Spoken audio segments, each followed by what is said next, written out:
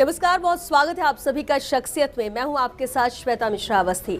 आज हमारे साथ शख्सियत में बेहद खास मेहमान मौजूद हैं। हमारे साथ हैं ग्रामीण विकास एवं पंचायती राज मंत्री रमेश चंद मीणा जी। रमेश जी, बहुत स्वागत है आपका।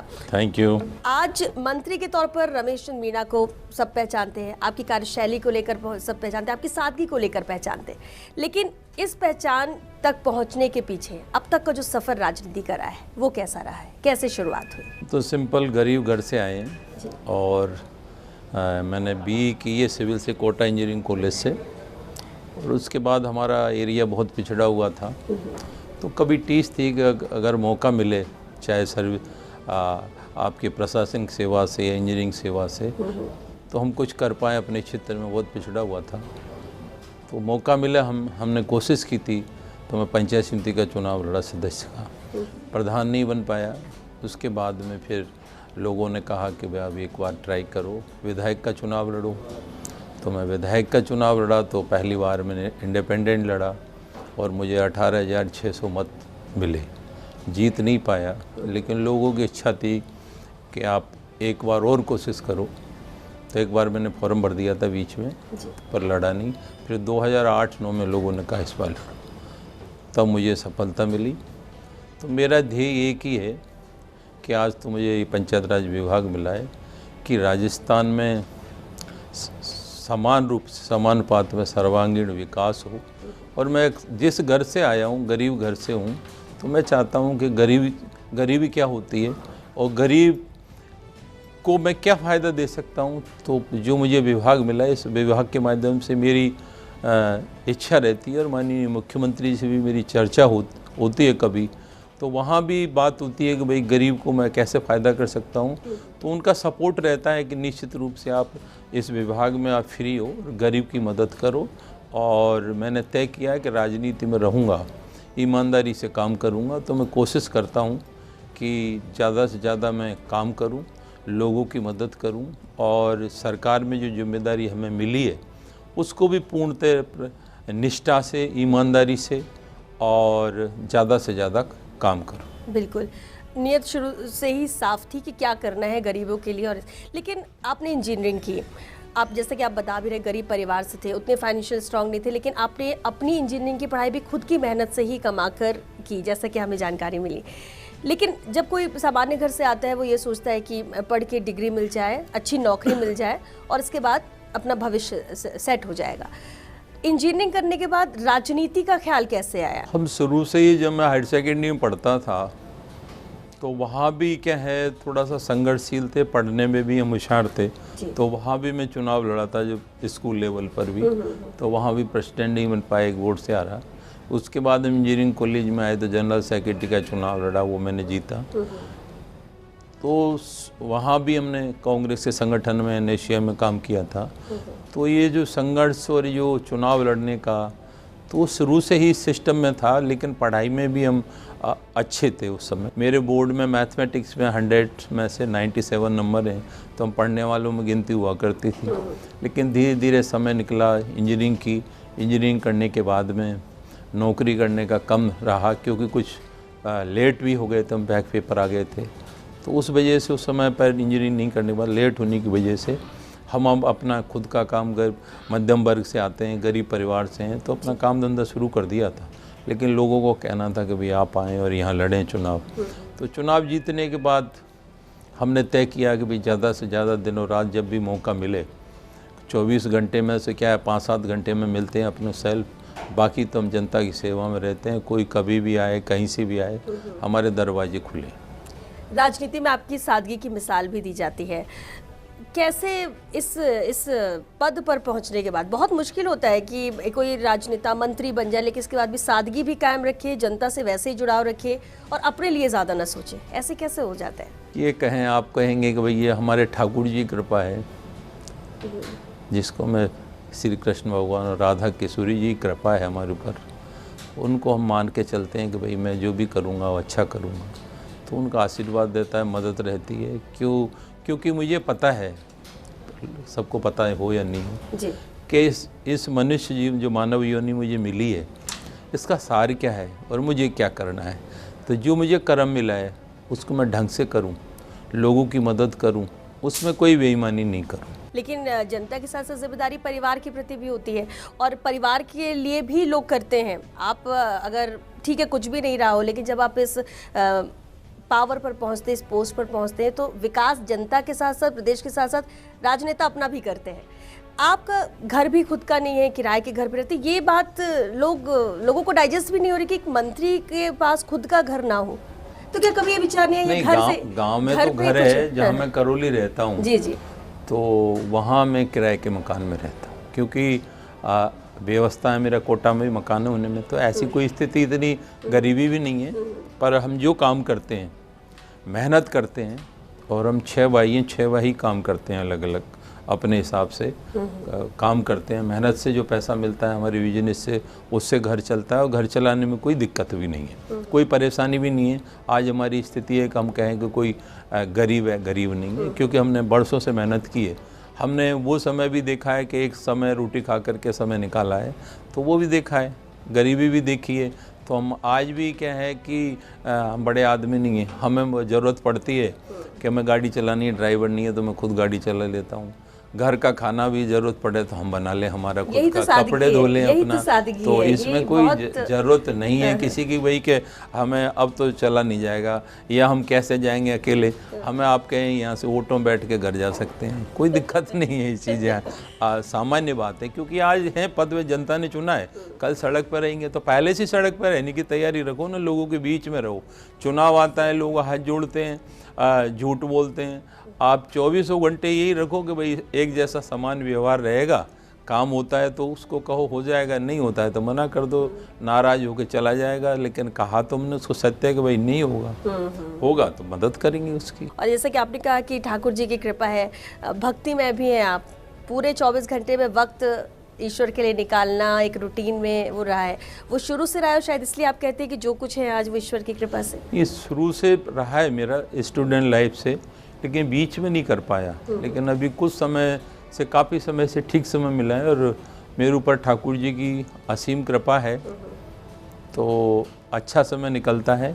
और अब किसी प्रकार की वो रहता है ना किसी को आदमी कि मैं ये बनूंगा, मुझे और आगे जाना है, बड़ा बनना है, अब वो इच्छा नहीं है कहीं पर भी। बहुत ही अहम विभाग है ग्रामीण विकास की बात जब हम करते हैं, जब ये इस विभाग की जिम्मेदारी मिली उस वक्त सबसे पहली बात जहन में क्या आई थी, और उस वक्त से और आपने कमान संभालने के बाद कितने बदलाव आपने किए? सबसे पहले हमें जो जिम्मेदारी मिली, पहले हमें पीडीएस सिस्टम मिला था, प्रथम बार जब हम बने थे, खाद्य आपूर्ति विभाग मुझे मिला था, तो वहाँ भी हमने कोशिश की थी कि गरीब को राशन मिलना चाहिए, गरीब के गेहूं पर कोई डाका नहीं डाले। तो हमने जो आईटी के माध्यम से, नई टेक्नोलॉजी के माध्यम से, जन आधार कार्ड से उसको जोड़ा और ऑनलाइन किया सिस्टम को, तो कोई भी कहीं से भी चीटिंग करता था तो पकड़ में आ जाता था। तो एक समय ऐसा था वहाँ पर कि डीएसओ बड़े बड़े अच्छे अधिकारी लगने की कोशिश करते थे, हम रहे, और रहने के बाद में अब कोई डीएसओ लगने के लिए किसी की इच्छा नहीं होती। तो वहाँ भी हमने ईमानदारी से काम किया,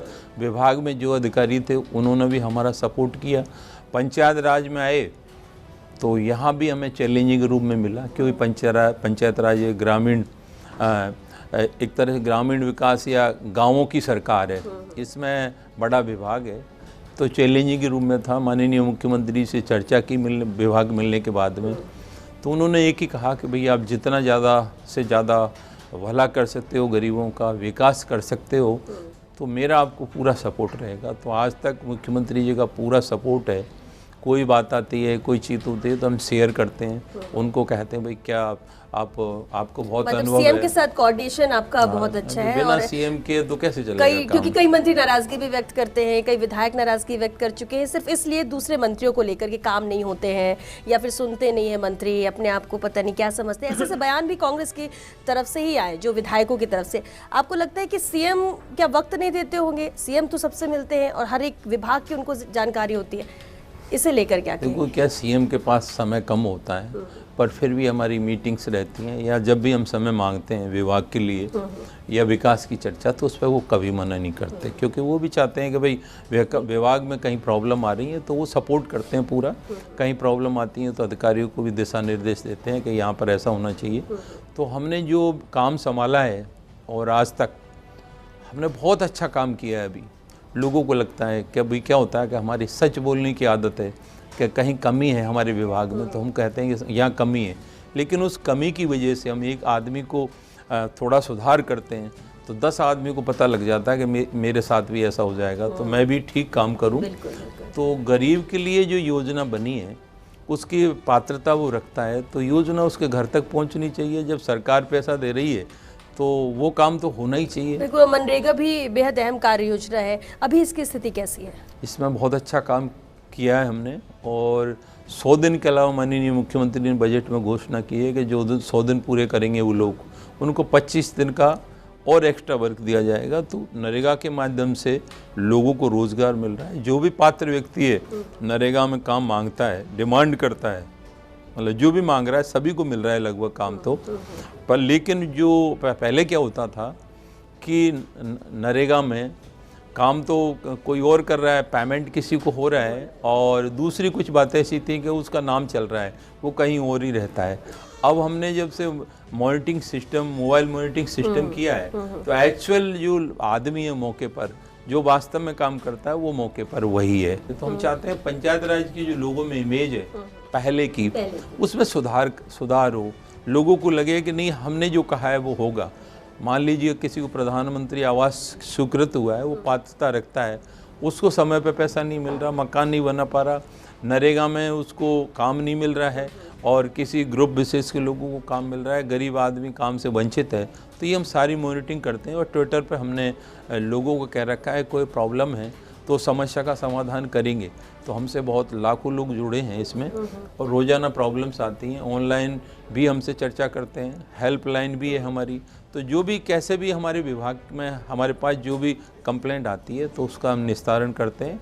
और इसके लिए मैंने तय किया हुआ है कि ज़िले में जाएं, ज़िले के लोगों से चर्चा करें, ज़िले के लोग क्या चाहते हैं, कैसा विकास चाहिए, क्या उनकी आवश्यकताएं। तो जब हमें पता लग जाता है कि हमारे अधिकारी भी क्या काम कर रहे हैं, अच्छा कर रहे हैं, नहीं कर रहे हैं, कहीं गड़बड़ तो नहीं कर रहे हैं, तो ये सब चीज़ें हमें कहीं कहीं पकड़ में आती है, तो अधिकारियों के हम खिलाफ कार्रवाई भी करते हैं। क्योंकि मनरेगा हो, आजीविका हो या वाटरशेड हो, इन सब कार्य योजना पे भ्रष्टाचार को लेकर भी बहुत सारी शिकायतें आ रही है। भ्रष्टाचार, और ये हर विभाग में है, भ्रष्टाचार पर लगाम लगाने के लिए क्या किया जा रहा है आपके विभाग की अगर बात करें तो? हमने जैसे ही पद संभाला है, पहले क्या है कि ये विभाग था सचिन जी के पास था, तो उस समय काम हुए, मुख्यमंत्री जी के पास था, काम हुए, लेकिन प्रॉपर वे में इसका जो सुधार होना चाहिए था, क्योंकि वो बड़े लीडर थे और उनके पास समय का अभाव था। हम आए हैं, उन्होंने भी अच्छा काम किया, उनके समय भी कोरोना पीरियड में लोगों को रोज़गार मिला, मुख्यमंत्री के समय भी अच्छा काम हुआ, अधिकारी ने अच्छा किया, लेकिन हमने तह तक जाना इसमें ज़रूरत इसलिए समझी कि गांव के लोग क्या चाहते हैं। तो मुझे पता था कि चोरियां क्या होती हैं और काम कैसे किए जाते हैं, सब पता था। तो उसके बाद हमने लगाम कसने के बाद में इस डिपार्टमेंट में बड़ा सुधार हुआ है। लोगों को तो लगता है कि हमने पकड़ा, हम आपको नहीं बताते, चैनल में नहीं बताते, प्राइस में नहीं आता, तो वो वहीं तक सीमित रह जाता। 10 लोगों को पता लगा कि भाई मंत्री जी ने और विभाग के अधिकारियों ने वहाँ जांच की और जांच में कमी पाई गई, तो उनके खिलाफ कार्रवाई हुई। विभाग के हमें आप लोगों को लगा कि यार ये मंत्री है, अपने विभाग की बदनामी करा रहा है या कोई बात हो रही है, लेकिन फ़ायदा उससे ये हुआ कि लोगों में मैसेज गया कि भाई हम गलत काम करेंगे तो बख्शा नहीं जाएगा। तो उससे जनता में एक मैसेज गया और जनता अब कहने लगी है कि आपके आने के बाद में हमारी सुनवाई हो रही है, हमारे काम हो रहे हैं, हमारी योजना में हमें लाभ मिल रहा है। पहले प्रधानमंत्री आवास का समय पर किस्तें नहीं मिलना, मकान नहीं बनना, और नरेगा में काम नहीं मिलना, दूसरे आपके वाटर शेड है, स्वच्छ भारत मिशन है, इनमें सब में कहीं न कहीं कोई कमी थी। अब अच्छा काम हो रहा है तो लोग कह रहे हैं कि भाई काम और भी अच्छा होना चाहिए, सड़कें अच्छी बने, पानी के इंफ्रास्ट्रक्चर अच्छे बने तो लोगों को फ़ायदा हो। तो अब ये चल रहा है, आप देख रहे हैं, आप पढ़ते भी हैं, तो हमारी कोशिश रहती है कि ज़्यादा से ज़्यादा हम लोगों के बीच में जाएं और लोगों को बताएं कि हम ये काम करने जा रहे हैं। लोगों को पता नहीं होता कि उस गांव में काम हो रहा है। जब हमने चर्चा की, लोगों ने कहा ऐसा काम तो हुआ ही नहीं, हुआ है तो सब बहुत कम हुआ है और ऐसा नहीं होना चाहिए। तो हमने स्पष्ट दिशा निर्देश दे दिए विभाग के अधिकारियों को कि हर चीज़ की ग्राम सभा में अनुमोदन होगा और उसकी चर्चा होगी, पंचायत समिति की साधारण सभा में, जिला परिषद में चर्चा होगी। तो ये चर्चा होने के बाद लोगों को लगा कि अब अधिकारियों को ही पता लगा कि भाई चर्चा होगी, पता होगा, सोशल ऑडिट होगी, तो हमें काम कराना ठीक ही रहेगा। सही, और दो फायदे भी होते हैं इससे कि वहाँ जाने पर क्या काम हो रहा है लोगों को पता चलता है, और क्या समस्याएं हैं वो आपको पता चलती है कि क्या चीज़ें और होनी चाहिए। रमेश जी, ये चर्चा हम आगे भी जारी रखेंगे, बातचीत आगे जारी रखेंगे, आपको जानने की भी कोशिश करेंगे और ज़्यादा और बेहतर, साथ ही विभाग को भी। चलिए एक छोटे से ब्रेक के लिए रुकेंगे, जल्द लौटेंगे इस ब्रेक के बाद। आप बने रहिए हमारे साथ।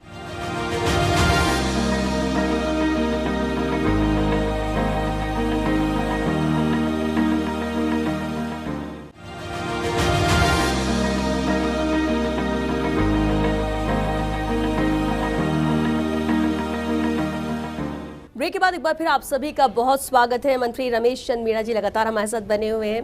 रमेश जी, एक बार फिर आपका बहुत स्वागत है। विभाग की हम बात कर रहे हैं, योजनाओं की हमने बात की, लेकिन कहीं पर सरपंच, कहीं पर कोई अधिकारी, कहीं पर कोई कर्मचारी, धरने प्रदर्शन बहुत हो रहे हैं विरोध में।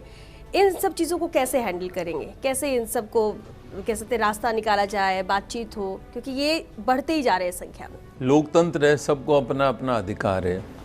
और रही बात अधिकारियों की, अधिकारी हैं, कर्मचारी हैं, अपनी मांग को रखते हैं, उनके हिसाब से डिपार्टमेंट चले।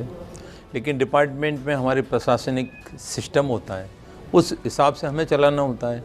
जनप्रतिनिधि सरपंच हैं या वो हड़ताल कर रहे हैं, उनकी मांग है या कोई बात है, तो कहीं हम जाते हैं ज़िले में या दौरा करते हैं, तो सरपंचों को डरने की ज़रूरत नहीं है, कोई आंदोलन करने की ज़रूरत नहीं है। अगर उन्होंने सही काम किया है तो मूवमेंट की ज़रूरत नहीं है।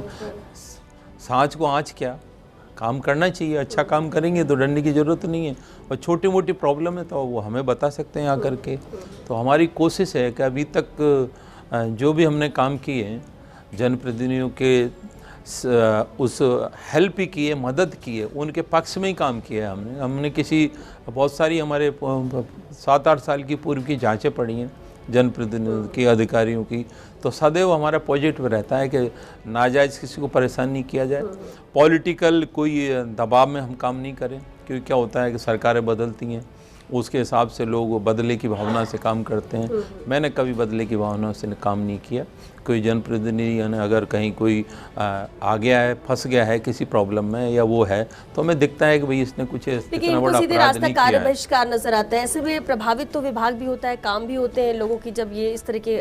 हमने ये विभाग में जो आप आंदोलन की बात करें, चाहे किसी भी स्तर का आंदोलन हुआ है अभी तक, हमें धरातल तक आज तक कोई नुकसान नहीं होगा भविष्य में, क्योंकि ये हमारी पहले से तैयारी है।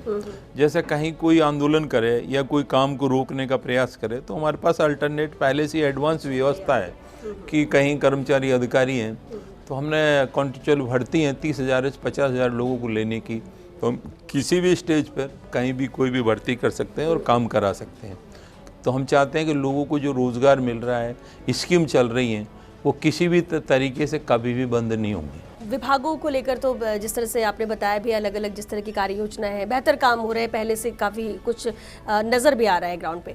लेकिन अगर राजनीतिक तौर पर बात करें, कांग्रेस की हम बात करें, कांग्रेस में उठापटक को लेकर बहुत सारे कयास लगाए जाते हैं, इस पर आप क्या कहेंगे? टकराव है, गतिरोध है, अलग अलग कह सकते कि टीम बनी हुई है, बहुत सारी ऐसी बातें।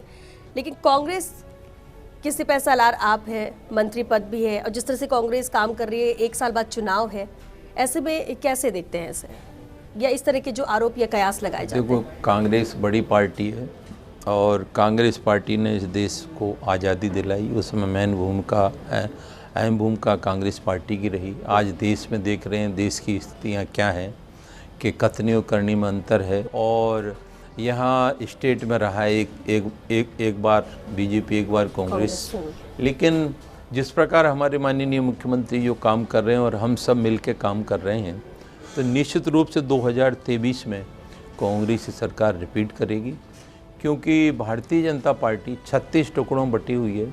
उनका नेता कौन है उनको खुद को पता नहीं है। वर्ग संघर्ष चल रहा है, कोई कहाँ राजनीति कर रहा है, कोई कहाँ धरना प्रदर्शन कर रहा है। लोगों के बीच में जाना चाहिए। इनका काम है सिर्फ वोटों को डिवाइड करना, हिंदू मुस्लिम कराना, या धर्म की बात करना, मंदिर मस्जिद की बात करना, या कोई भड़काऊ भाषण देना। अरे लोगों के बीच में जाओ, विकास कराओ, लोगों से चर्चा करो। अगर कहीं विवाद हो गया तो उस विवाद को सुलझाओ, क्योंकि राजस्थान एक शांत प्रदेश है। यहाँ पर आग को क्यों जलाने का प्रयास कर रहे हैं? यहाँ अच्छे लोग हैं, यहाँ कोई कमी नहीं है। अगर कमी है, आपको सरकार की कमी दिखती है, तो आप विपक्ष की भूमिका निभाएं दमदारी से। जैसे आपका चौथा स्तंभ है, आप काम कर रहे हैं, कोई बात होती है तो उसको उजागर करते हैं। सरकार को लगता है हमें कमी है तो उसमें हम सुधार करते हैं, तो सुधार करना चाहिए, उसमें तो उनका प्रयास सार्थक हो। लेकिन विवाद पैदा करना, असत्य बोलना, विकास के काम नहीं करना, आज पूरे देश में आप देखो महंगाई बढ़ गई है, बेरोजगारी बढ़ गई है। माननीय प्रधानमंत्री ने विदेशों के दौरे कर लिए, नोटबंदी हो गई, जीएसटी आ गई, उसके बाद कोरोना में क्या स्थिति बनी। स्टेट में हमारे माननीय मुख्यमंत्री ने अच्छा काम किया, जो आज पूरे देश में एक उदाहरण बन गया। बिल्कुल, ये बहुत सारे मुद्दे जो कांग्रेस उठा भी रही है, केंद्र को लेकर भी इससे सवाल उठाए। राजस्थान में जो विपक्ष है वो बार बार एक बात कहते हैं कि कांग्रेस तो खुद में बटी हुई है, और इस चीज़ को सही साबित कुछ विधायक, कुछ लोग करते कांग्रेस के अंदर के, जो कांग्रेस पर ही सवाल उठाते हैं, सरकार पर सवाल उठाते हैं। आप क्या कहेंगे इससे लेकर कि अब 1 साल बाद चुनाव है, जहाँ एकजुटता होनी चाहिए वहाँ विभाजन क्यों? कोई विभाजन नहीं है किसी प्रकार की। छोटी मोटी बातें, बड़ा अगर होता है तो 10 बातें चलती रहती हैं, और वो बात जब सामने आती है तो उसका निराकरण भी हो जाता है, समस्या का समाधान भी हो जाता है, और जो चल रहा है सब बिल्कुल ठीक चल रहा है। हम सब लोग एक हैं।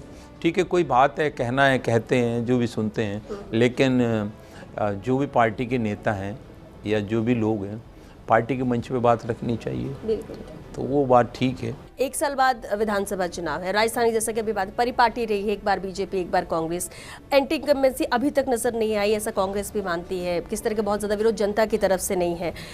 काम जो किए गए, जो बजट लाया गया, उसके आधार पर माना जा रहा है कि जनता खुश है। ऐसे में क्या उम्मीद कांग्रेस कर रही है कि वापस रिपीट होगी और अच्छी जीत के साथ होगी, या फिर अभी कोई संशय है? अभी जो माननीय मुख्यमंत्री जी ने बजट में घोषणा की, जो हम लोगों ने मांगा, सभी विधायकों ने वो पूरा दिया, और जैसा भी कहा जनता से फीडबैक आया वो काम किए। पुरानी पेंशन योजना जो लागू की है, और जो भी लोगों ने जहाँ जहाँ अपने क्षेत्रों में विकास की, सड़क है, पानी है, बिजली है, जो भी मांगा वो लोगों को पूरा मिला है। आपके एजुकेशन में अच्छा काम किया है।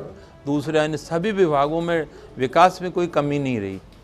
अगर अब तो काम सिर्फ एक साल ही बचा है, यूँ मान लें 1.5 साल का समय है, तो हमारी पूरी तैयारी है, और मुख्यमंत्री जी का स्पष्ट निर्देश है कि भाई लोगों के बीच में रहो, लोगों में के काम कराओ। यदि फिर भी कोई कमी है, कोई आपके दिखता है कि भाई ये विकास नहीं हो पाया, तो वो मुझे बताओ, चाहे मुझे उसके लिए कुछ भी करना पड़ेगा, आपको विकास हम देंगे। ईआरसीपी एक बेहद अहम मुद्दा है, इसको लेकर भी बहुत कंट्रोवर्सी है, बातचीत हो रही, बयानबाजी हो रही है। प्रदेश में के मुख्यमंत्री अशोक गहलोत काफ़ी गंभीर है कि अगर केंद्र नहीं भी मदद करेगा तो भी हम करेंगे। क्या पूर्वी राजस्थान में इस मुद्दे को चुनाव में लेकर जाएगी कांग्रेस? ये तो हम आपसे, आपके माध्यम से, चैनल के माध्यम से माननीय प्रधानमंत्री को कहना चाहते हैं कि वो राजस्थान में चुनावी सभा में आए थे, अजमेर और जयपुर में।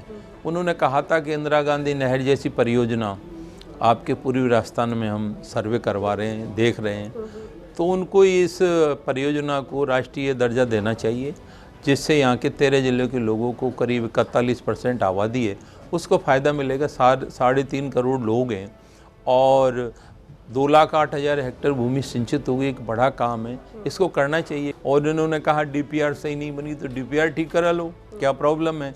और डीपीआर बनी थी उस समय 2017 में भारतीय जनता पार्टी की सरकार थी, वसुंधरा जी मुख्यमंत्री थी। उस समय इसके रिजर्वेशन अथॉरिटी के चेयरमैन श्री राम बिदरे थे, तो वो आज इसमें जल शक्ति मंत्रालय में सलाहकार हैं, कंसल्टेंट हैं। तो उन समय बनी क्या, वो उनको पता नहीं था। आप कह रहे हैं कि ठीक नहीं है, तो अब ये लोग इस तरह के मुद्दे उठा रहे हैं कि ये नहीं होगा। पर ये सबसे बड़ी बात तो ये है, जो मतलब केंद्र की सरकार ने जो आदेश दिया है कि इस काम को रोक दो, तो ये तो बहुत बड़ा अन्याय है, बड़ी विडंबना है। क्या पैसा राजस्थान के मुख्यमंत्री अशोक गहलोत जी खर्च करना चाहते हैं कि भाई बरसों लगे, हम पैसा खर्च करेंगे, हम बनाएंगे, तो ये कौन सा उनको अधिकार है कि पैसा हम लगा रहे हैं स्टेट और वो रोकना चाहते हैं? बिल्कुल, इसलिए प्रदेश की जनता भी इंतजार कर रही है कि इस पर कोई फैसला हो और साथ आए केंद्र राज्य सरकार। लेकिन रमेश, एक आखिरी सवाल है, क्योंकि वक्त भी खत्म हो रहा है। आपने जैसे कि काम किया, आपने कहा शिकायतें मिलती हैं, अधिकारियों को एक्शन भी लिया जाता है और कहा जाता है कि आपके विभाग के अधिकारी आपसे डरने लगे। दूसरी तरफ विधायकों और मंत्रियों में ज़्यादा शिकायतें होती है कि ब्यूरोक्रेट्स हमारे सुनते नहीं हैं और इस वजह से तालमेल बैठ नहीं पाता, काम नहीं हो पाते हैं। नहीं, ये बात तो कहीं से आई है, अधिकारी डरते हैं। अधिकारी डरते नहीं, अधिकारी हमारे साथ मिलकर काम कर रहे हैं, अच्छा काम कर रहे हैं। हमारी जो टीम है ये अच्छा काम कर रही है, जब भी तो फील्ड में ये जो रिजल्ट आ रहे हैं। भाई हम कहें कि अधिकारी के खिलाफ कार्रवाई करो या ये काम ऐसा होना चाहिए, जैसे हमने जिला परिषद मीटिंग 3 महीने में होती थी, अब 1.5 महीने में होंगी। साधारण सभा की मीटिंग में कुछ एजेंडे जो नहीं होते थे उन पर चर्चा होगी। ऐसे बहुत सारे डिसीजन लिए मुख्यमंत्री ने बजट में घोषणाएं की हैं, उनकी क्रियान्वित करना, सारे निर्णय हम अधिकारियों के साथ बैठकर कर रहे हैं और अधिकारी का अच्छा काम कर रहे हैं। कोई डरने वाली कोई शिकायत नहीं, हम सब मिलकर एक बेहतर काम कर रहे हैं सरकार के लिए और मुख्यमंत्री जी जहाँ ये तालमेल नहीं बैठ पाता उसकी वजह आप क्या मानते हैं? आपने कहा आपकी टीम में तो काम हो रहा है, लेकिन कई बार होता है विधायक मंत्री ब्यूरोक्रेट से काम नहीं हो पाता है, तालमेल नहीं बैठ पाता है, उससे काम प्रभावित होता है। इसको आप कैसे देखते हैं जहाँ भी ऐसी शिकायतें आती हैं? करने का एक अलग अलग तरीका है, अब उनकी सोच कैसी है, कैसा काम करना चाहते हैं, किस तरह का चाहते हैं, तो उसके लिए मानसिक रूप से हम तैयार हैं कि भाई हमें काम करना है और अधिकारियों से काम कराना है। तो अधिकारियों से काम कराने के लिए हमें पढ़ना लिखना भी ज़रूरी है, जानना भी ज़रूरी है, उनके साथ उनके व्यवहार भी अच्छा हो, हमारा सब सिस्टम हो, उनसे काम लेना। हम विभिन्न ज़िलों में जाते हैं तो अधिकारियों को लेके साथ जाते हैं, तो उनको कैसे तैयार करें, उनसे कैसे काम लें, तो ये तो सब चीज़ें एक दूसरे पर डिपेंड करता है कि एक दूसरे को हम सहयोग करेंगे तो काम अच्छा होगा। बिल्कुल। रमेश जी, बहुत शुक्रिया हमारे इस शो में आने के लिए और उम्मीद करते हैं हम कि आप जो लक्ष्य लेकर चल रहे हैं इस विभाग को लेकर, योजनाओं को लेकर, आमजन को उससे फ़ायदा मिल सके, वो लक्ष्य जल्द से जल्द पूरा हो। बहुत शुक्रिया शो में आने के लिए। तो रमेश चंद मीणा जिन्होंने साफ कहा कि देखिए विभाग है, बहुत सारे काम है, वक्त अब कम है क्योंकि फिर इलेक्शन मोड में राज्य चला जाएगा, लेकिन कोशिश यही है कि जो योजनाएं सरकार आमजन के लिए लेकर आई है उसे पूरा कर सके और जो जिम्मेदारी मिली है उसे निभा सके पूरी ईमानदारी से, और यही कोशिश वो कर रहे हैं। चलिए इसी के साथ शख्सियत में आज के लिए बस इतना ही, फिर हाजिर होंगी नए मेहमान के साथ। दीजिए इजाजत, नमस्कार।